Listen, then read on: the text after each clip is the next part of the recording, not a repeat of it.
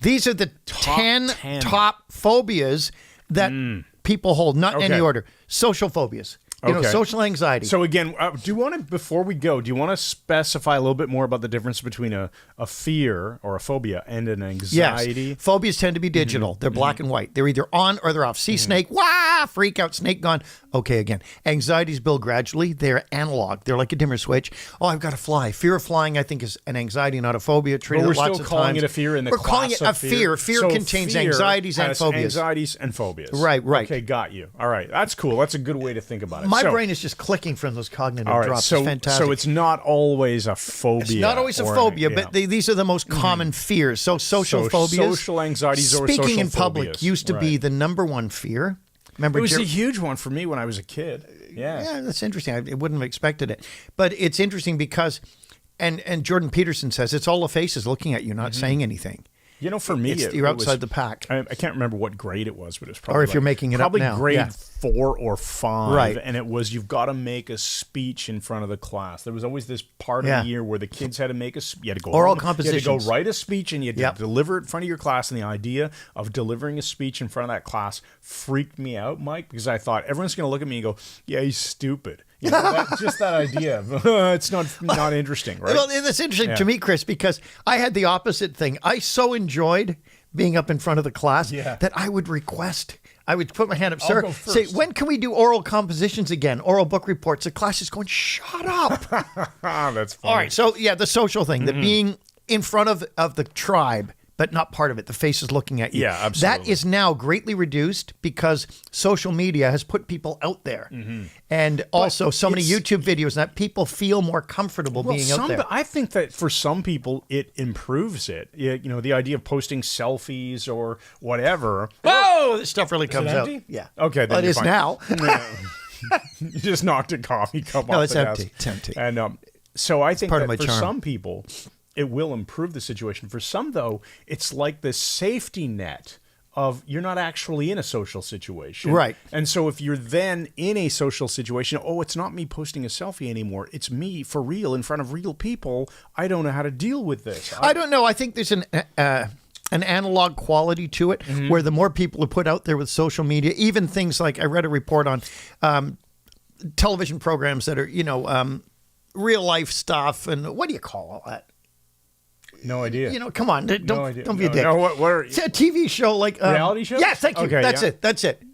I was more focused on the idea of waiting for you to finish so I could say, well, you're wrong. Bastard. Now, the thing is that's interesting. We can say bastard, can't we? Yeah, sure. Okay. Yeah. The interesting thing about it is because of reality shows, too, so many normal people have been put out there front and center that it seems less of a barrier between celebrities like us and normal people. Yeah, so, like us. Okay, so let's go through these phobias really quickly. So social phobias, agrophobia, fear of open spaces. I treated that only once. And it was a young Canadian girl, really nice kid. And the problem with agoraphobia is it tends to contract.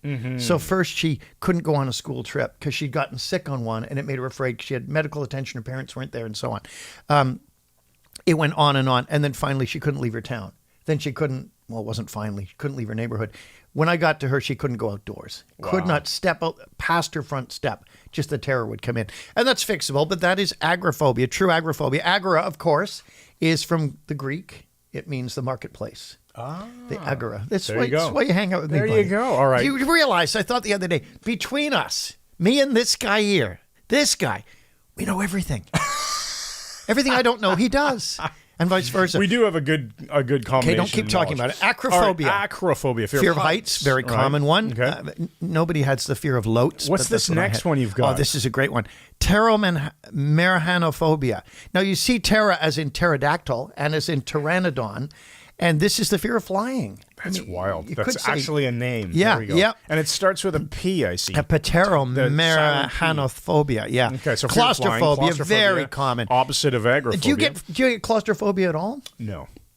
I only had it once. We had a Himalayan chinchilla cat at our cabin. I'm going to tell it like this, I was Chris. just waiting for you I to say. remember the cat was up in the attic. We couldn't get him out. He didn't want to get in the car to leave. And Dembe and I were doing our best to trounce him out of there with an umbrella and a broom, as one does. Nice use of the He word wouldn't trounce. move, and I crawled up after him. And it's when I got wedged into the arc of the roof, I began to feel a sense of trepidation.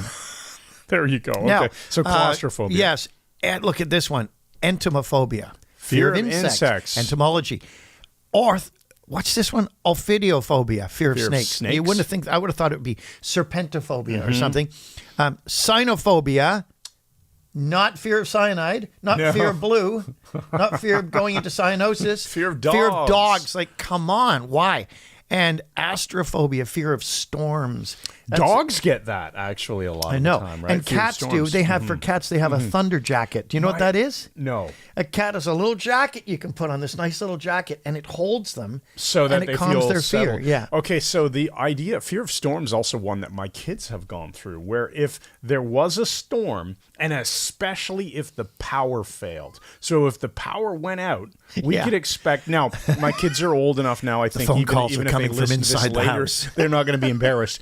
But when they were younger, if there was a thunderstorm followed by a power failure, you could be guaranteed that their bed sheets were off their beds, all their pillows, and they were sleeping on our floor in our bedroom because they did not like the power.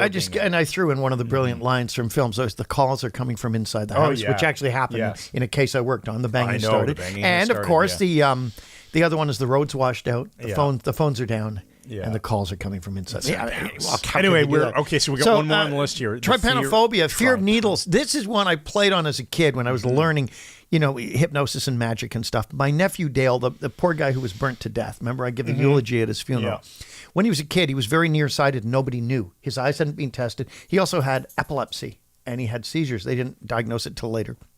So because of his nearsightedness, Dale was terrified of needles. And he couldn't say needle when he was a little kid. He'd say migo. He's got a migo. And all I do is this. I hold up my thumb and first finger. And I say, Dale. I go, Dale, I've got a needle. And he'd go, Mom, he's got a migo. Like this.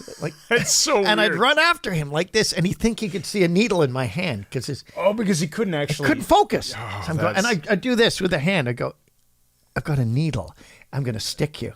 And it's terrible now.